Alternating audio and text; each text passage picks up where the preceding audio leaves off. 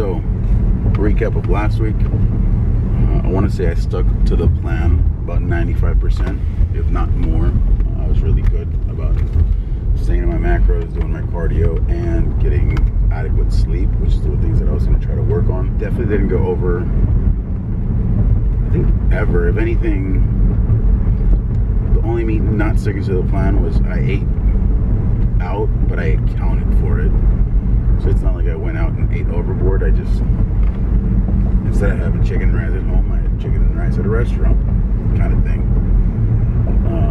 Stuck to the macros. It felt great. Now that being said, weight-wise, stayed the same.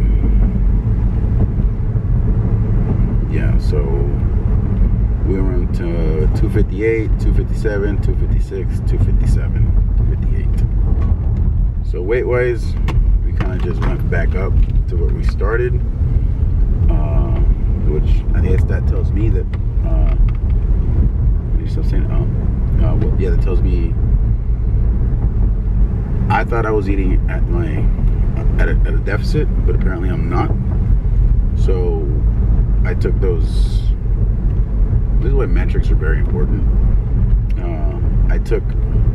I know that for the last 3 to 4 weeks I've been eating at 3,000 calories. So that one thing has stayed the same. Cardio has stayed the same. Workouts have stayed the same. I'm still feeling strong. Still feeling, not feeling weak or anything. So I went ahead and I started taking, this week, we took out 500 calories out of the diet. So it puts me at 2,500, which we just started this week. So now, week 1, week 2, and week 3, we were at 3,000 calories. Weight stayed the same. Energy levels pretty much stayed the same. I'm not really that hungry. Not hungry really. So if anything, that tells me I'm at my maintenance level for calories. So we go back to, like I said, this is why metrics are important. Had I not known what my calories were at, or had I just been like, oh, I think I'm eating X amount, or I think I'm doing X amount, I would, most of the times I would just be like, oh, more cardio. But that's not the case. So I know that my food is one thing that I need to control a little bit better. These are macros for me. This is not what everybody should be eating. This is just based on what I know I should be eating. Definitely trying to keep energy. And again, the name of the game being, we're trying to keep as much muscle as possible while losing weight. So we're still weightlifting. I do 40 minutes of cardio because my job isn't, I don't move as much in my job. There you go. That's what I was doing. Since I'm not moving a lot at work or throughout my day, which I think I was telling that to somebody, we were talking about how it's just not cardio. Don't think weight loss is just throwing a lot of cardio into your routine. I've never really agreed with that. If anything, I want to keep the cardio to a minimum. Use the cardio in your favor and try not to make it a necessary thing. If you could lose weight without doing cardio, that'd be perfect. If I could lose weight without doing cardio, that'd be perfect. I think it's a difference between I get about 8,000 steps a day, and when I do cardio, I get about 13,000 kind of, depending on what I'm doing.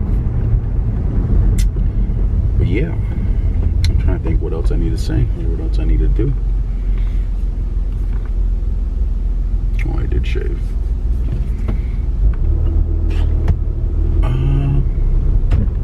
But yeah, again, we're on our way to do more cardio today. I think that's all I needed to do. Should I do a rant? Let me see. What can I rant about?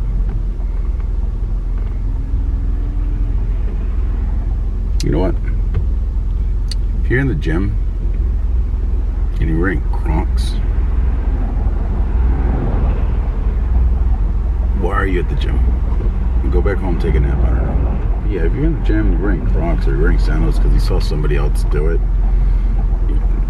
I automatically think you're not training. I automatically think you don't know what you're doing. Just so you know.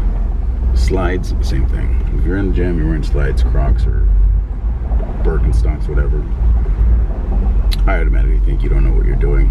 And 9 times out of 10, your physique is going to say you don't know what you're doing.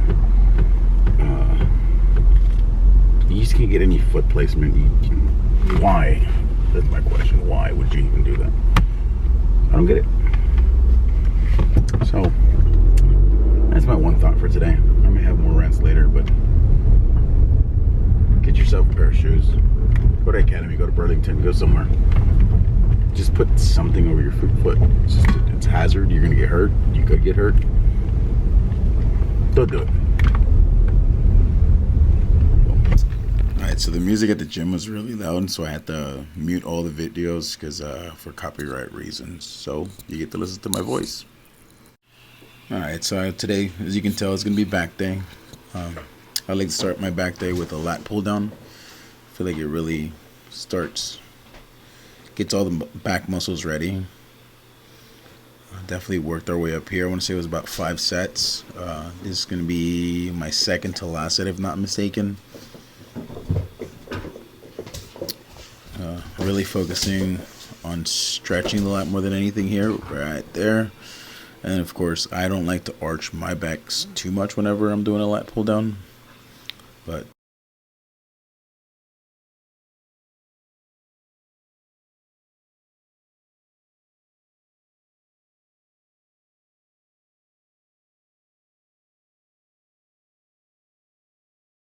I feel like I had about 2 more in the tank, but it was a good cutoff right here. And then we ended up going into the second movement, which I like doing a lat push down. We go into a movement now that's going to really bring a lot of blood to the area.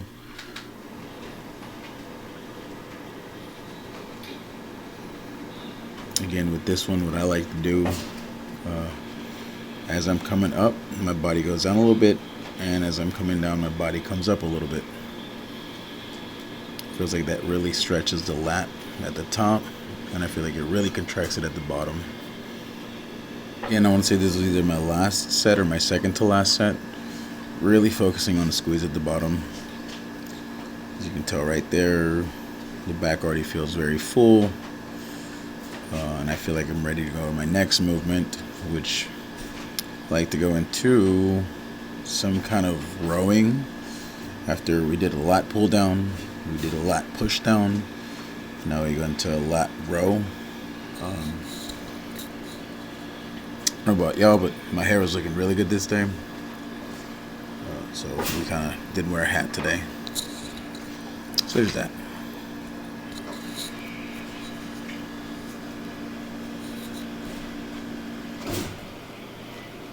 Let's see.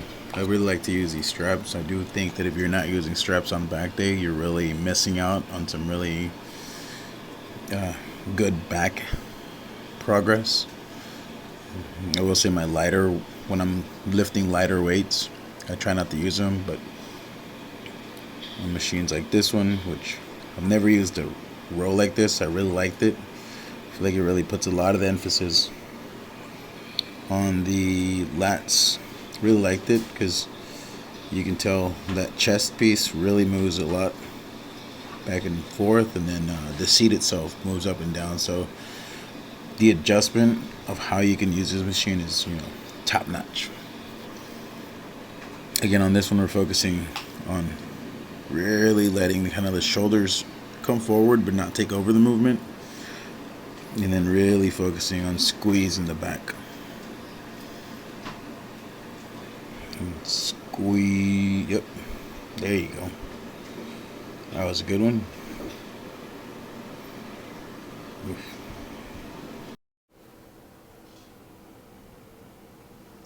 So we went into, I want to say this is the last set that I did on this machine.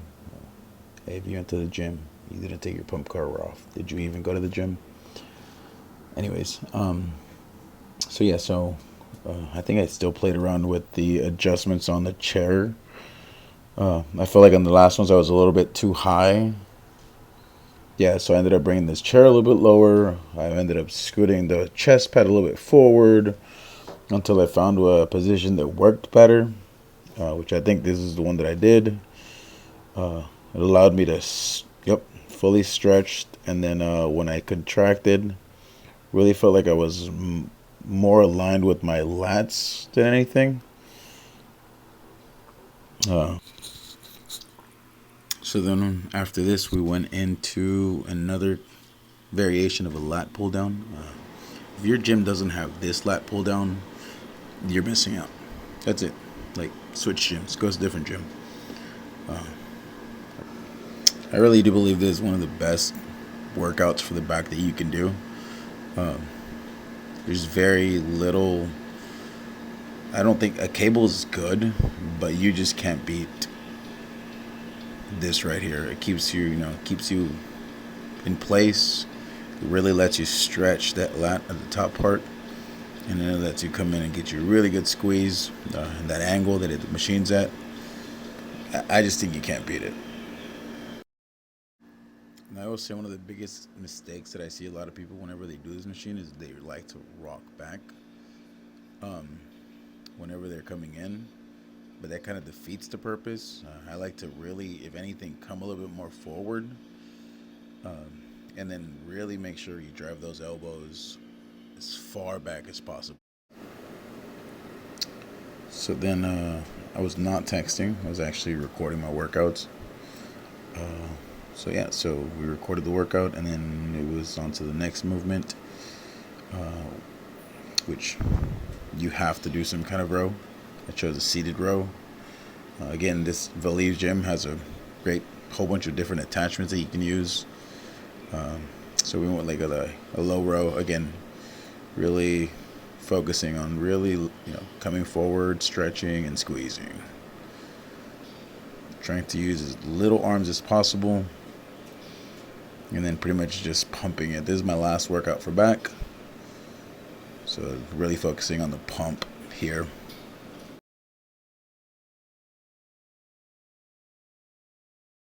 So on back day, I usually do one arm workout, which is a bicep hammer curls for today. Really focusing on not moving the elbows as much, and then just bringing that weight up.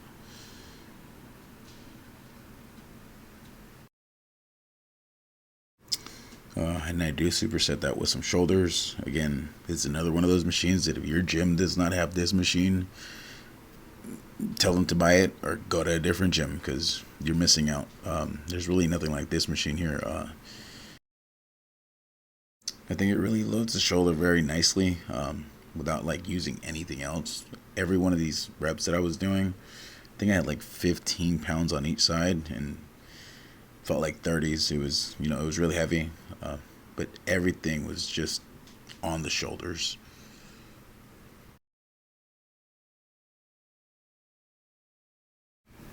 So yes, then we went from here back to biceps again. It was pretty much towards the end of the workout, so I was just trying to go back and forth as much as I could.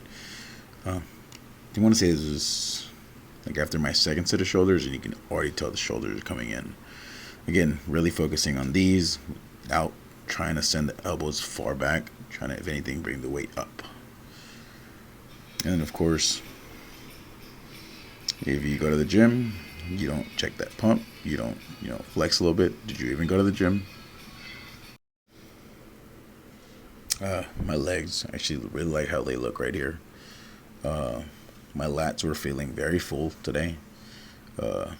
Arms are feeling great. Shoulders, again, these was just, we did 1, 2, 3, 4, did about 4 or 5 back workouts.